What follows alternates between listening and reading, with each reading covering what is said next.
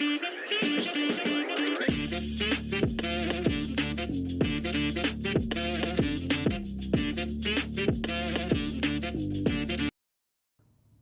uşaqlar. Deməli bu gün isbat edək ki, düzbucaqlı üçbucaqda düzbucaq təpəsindən çəkilən medianın uzunluğu hipotenuzun uzunluğunun yarısına bərabərdir. Bunu həll etməyin 2 dənə üsulunu deyəcəm. Birincisi, medianın çəkildiyi nöqtədən katetlərin birinə, məsələn soldakı katetə paralel bir xətt çəkirəm və o xətt digər katetə doğru çəkilir. Əla. Bu xəttlər paralel olduğu üçün, yəni bu katetlə bu xətt paralel olduqları üçün həmin xəttlə aşağıdakı katetdə 90 dərəcə əmələ gətirəcəklər. Tamam.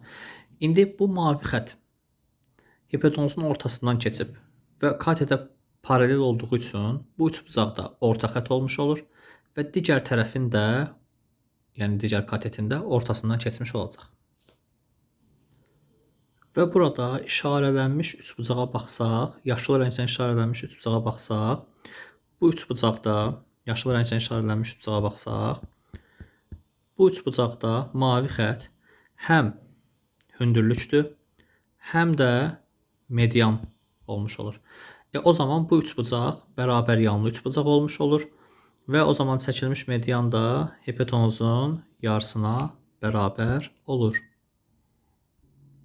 İkinci üsul olaraq isə verilən düzbucaqlı üçbucağın xaricinə bir çevrə çəksək və bilirik ki, çevrədə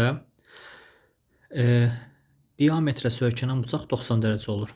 İndi biz əlimizdəki şəklə baxsaq, görərik ki, düzbucaqlı üçbucağın bir bucağı düzbucaqdır və bu düzbucaq bu işarələnmiş xəttdə söykənib. O zaman həmin xətt, yəni düzbucaqlı üçbucağın hipotenuzu diametr olmuş olur. Və çevrənin mərkəzi də həmin diametrin, yəni hipotenuzun ortasında yerləşmiş olacaq. O zaman həmin nöqtədən düzbucaq təpəsinə xətt çəkmiş olsaq, o xətt olacaq radius və görəcəyik ki, hipotenuz da 2 dənə radiusdan ibarətdir. Çəkdiyimiz mavi xətt də radiusdur.